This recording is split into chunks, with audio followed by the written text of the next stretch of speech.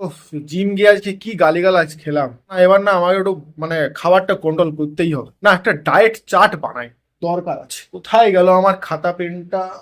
সকাল থেকে কি খাওয়া যায়? ওই, কি রে, তুই কখন এলি? এই তো একটু আগে এলাম। বল। আর এত কিছু কি লিখছিস? ডায়েট চার্ট বানাচ্ছি। উল্টো পাল্টা অনেক খাওয়া হচ্ছে না, ভুঁড়িটা বেড়ে যাচ্ছে। কি কি মানে কখন কখন কি বানিয়েছিস শুনি একটু আমি। আর তেমন কিছু না, ওই লিখেছি একটু আধটু সকালবেলায় উঠে।